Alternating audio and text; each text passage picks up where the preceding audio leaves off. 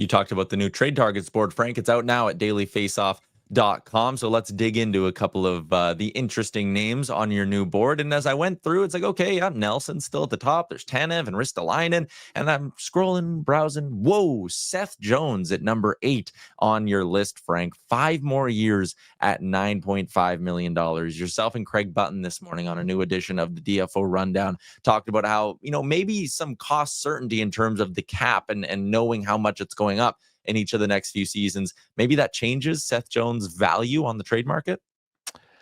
I think you have to consider it for sure. No, I think that when you look at Seth Jones' deal, $9.5 million, the perception of that deal changes if 3 years from now we're talking about $113.5 million. Like, he's a good defenseman, but he's an overpaid defenseman right now. He also has been put in a position where he's been playing 25 minutes and 18 seconds a night in 4 years for the Blackhawks. He's doesn't have any help. He's asked to do way too much. And oh, by the way, he has nothing to play for. The Blackhawks season has been over by the time you get to the end of training camp. That's really tough for anyone in a competitive environment. So I do think that the Blackhawks are open to being creative and to try and figure out a solution here. I think one really interesting fit for me was the Dallas Stars, which I think is off the table now after making the trade over the weekend, and looking forward to getting Brian Ray's thoughts in 1 minute. But I think when you look at Seth Jones now and the cap going up, if you're a team in the market for a right shot defenseman that could put up some points, that is such an effortless and efficient skater that is going to age really well on the age curve chart, I think Seth Jones is someone that you'd have to take a long look at. Yeah, 24 points in 35 games playing on that Blackhawks team is still pretty impressive. Not $9.5 million impressive, but again, I could see a team going, all right, in a couple of years, that's really only like 8% of the cap. And if we can find something there, you're not going to have to give up a lot to get them, right? Yeah, well, here's the thing, though. I think if you were willing to give up a lot, the Blackhawks might be willing to retain a bit of it. And that's where it could get interesting.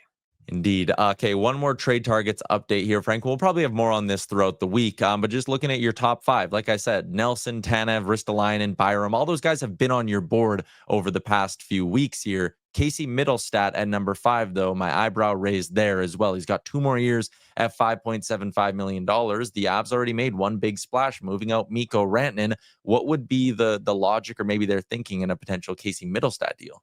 Just hasn't been good enough. Hasn't had the consistency. I think the Avs were hoping that he'd be more high end to this.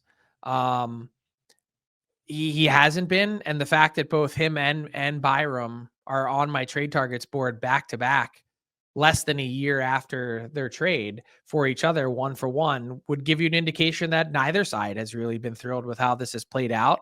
I still think Mittelstadt has some potential.